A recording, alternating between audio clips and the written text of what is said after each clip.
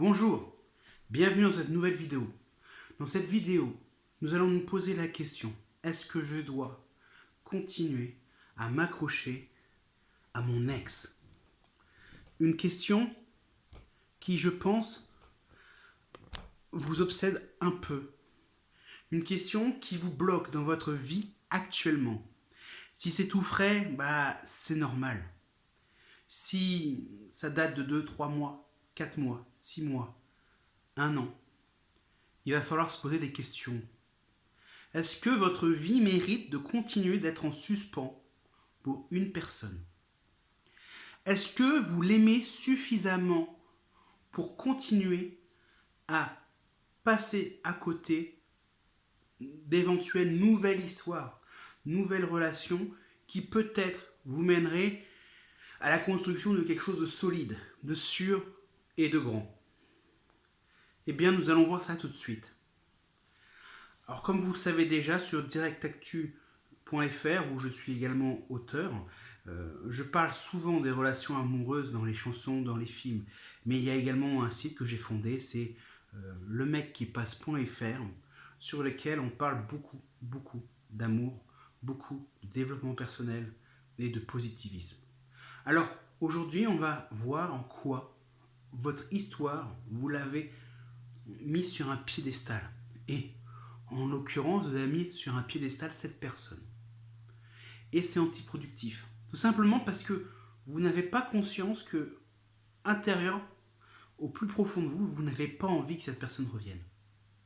Et vous n'avez pas envie de continuer ainsi.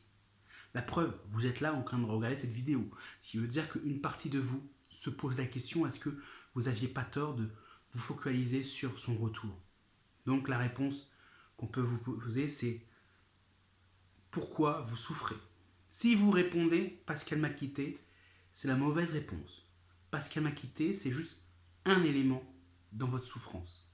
La vraie réalité, c'est que vous lui en voulez parce qu'elle vous a abandonné. Vous souffrez parce qu'elle vous a abandonné, mais vous souffrez aussi parce qu'elle vous a abandonné malgré tous les efforts, malgré toutes les concessions que vous avez faites.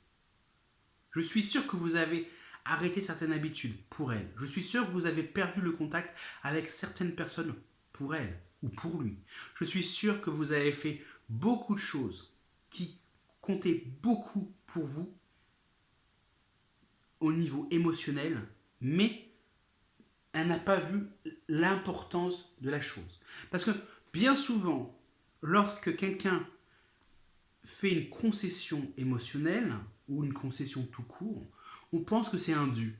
Et comme c'est un dû pour nous, on ne voit pas le poids et le coût que ça nécessite à la personne qui fait la concession. Et ça vous crée de l'amertume, ça vous crée une rancœur. Et c'est ça qui est à la base de votre souffrance première. C'est que intérieurement, vous êtes en colère parce qu'elle vous a abandonné et parce qu'elle n'a pas compris et qu'elle n'a pas vu tout ce que vous avez fait pour cette personne, ou pour elle ou pour lui. Donc, votre vraie souffrance, votre peine, votre douleur n'est pas principalement motivée parce qu'elle vous a quitté. Elle est motivée par cette rancœur que vous avez contre cette personne. C'est ça qui est ambigu. C'est l'ambivalence des sentiments. Vous êtes ambivalent. Tout le monde vit quotidiennement des sentiments ambivalents.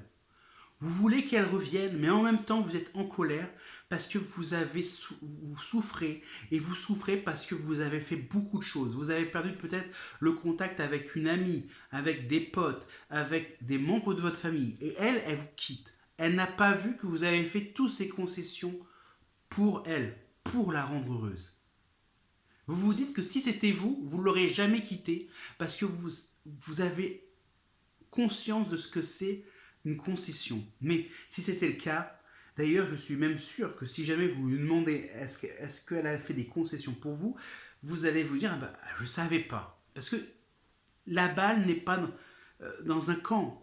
La faute est à tout le monde. La faute, c'est chacun a commis des fautes. Et c'est pour cela que vous vous êtes séparés. Souvent on va dire c'est parce qu'on n'aime plus. la personne qu'on l'abandonne. En réalité, pas forcément. Le plus souvent, c'est que durant toute une relation, on accumule des frustrations, on accumule des rancœurs. Et lorsque toutes ces rancœurs, toutes ces frustrations s'additionnent, vous finissez par mépriser la personne ou simplement ne plus éprouver le moindre intérêt et de désir d'avenir avec la personne. Donc la grande question que vous devez vous poser maintenant, c'est est-ce que je veux réellement que cette personne qui vient de m'abandonner une fois, je dis bien une fois, pas comme dirait la caricature des Belges, mais si elle vous a abandonné une fois, elle recommencera, forcément. C'est comme ça. Et ce n'est pas votre crainte de l'abandon qui est moteur de cette pensée négative. Parce qu'une personne qui vous abandonne pour une raison quelconque recommencera. Parce qu'elle sait qu'elle peut vous récupérer une seconde fois. Or évidemment, beaucoup de coachs en reconquête amoureuse vous diront il faut lui montrer que vous êtes indépendant et qu'elle vous a perdu définitivement pour lui donner envie de revenir. La vraie bonne question, c'est plutôt mais pourquoi voulez-vous qu'elle revienne? Est-ce que vous voulez qu'elle revienne pour satisfaire votre ego, dire elle est revenue parce que je suis un irremplaçable, ou est-ce que vous voulez qu'elle revienne tout simplement parce que vous avez peur d'être toute seule ou tout seul? L'autre question que vous vous posez, pourquoi je suis malheureux, la réponse deuxième que je vous ai déjà donnée est parce que j'ai été abandonné, je me sens abandonné. La troisième, c'est j'ai l'impression que je ne serai jamais plus heureux, que plus personne ne pourra m'aimer. Oui, parce que la femme que j'aime ou l'homme que j'aime vient de me quitter. Et ça, c'est faux. En réalité, vous n'avez pas conscience que parce qu'elle vous a abandonné, maintenant vous avez un champ des possibles énormissime. Vous allez pouvoir refaire toutes les choses que vous ne faisiez plus avec elle ou à cause de lui, et vous allez même pouvoir rencontrer de nouvelles personnes, rencontrer des nouvelles personnes sans culpabiliser. Je ne vous demande pas de vous remettre en couple, je ne vous demande pas d'avoir une activité sexuelle débridée, je vous demande simplement de profiter de votre liberté. Et oui, la liberté a un coût, c'est que vous devez délier les liens qui vous unissaient avec cette personne. Vous devez lâcher l'ancre, c'est-à-dire que c'est terminé. Enfin, lâcher l'ancre, plutôt vous détacher de l'ancre. Parce que lâcher l'ancre, c'est quand on la jette au sol et donc on reste attaché à un livre.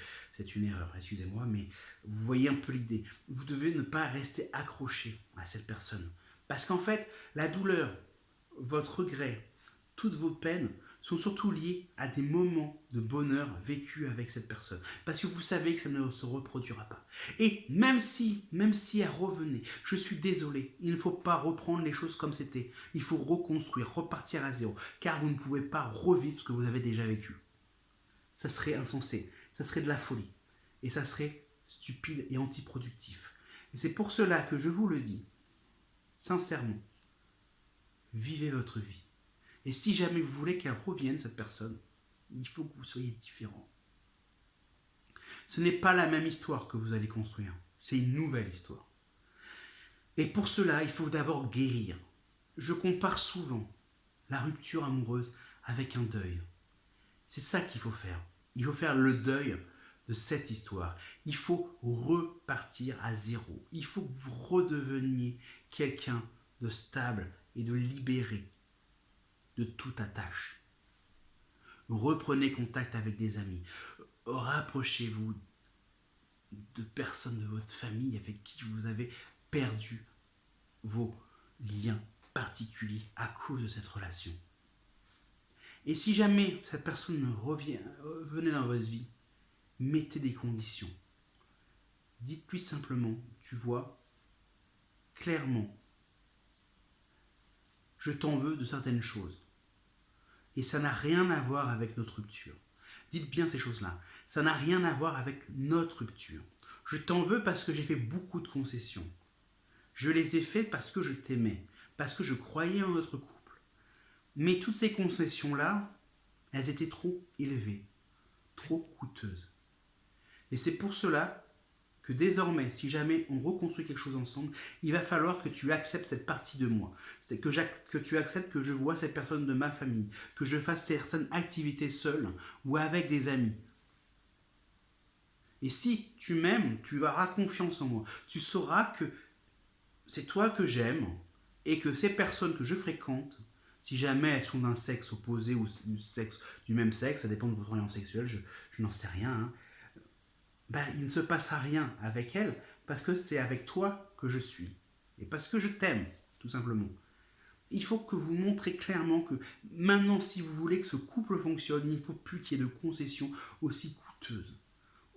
Et ça ne sert à rien de faire du chantage, ça ne sert à rien de dire j'arrête de voir machin si toi t'arrêtes de voir machin. Ça ne fonctionne pas comme ça. Parce que du coup, si vous faites une faute, elle fera une faute pour vous punir. Et c'est fait des choses négatives. Ça alimente la rancœur.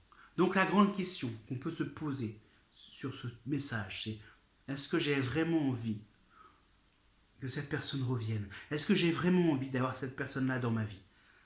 Si toutes les raisons que je vous ai données contre ce retour ne vous suffisent pas, alors bonne chance. Reconstruisez-vous. Et si jamais elle revient, souvenez-vous de ce message que je vous ai donné.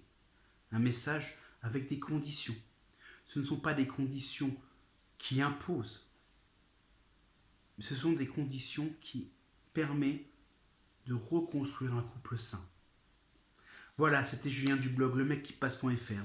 Si vous avez aimé cette vidéo, n'hésitez pas à laisser des commentaires, à partager et à vous abonner. Bonne journée.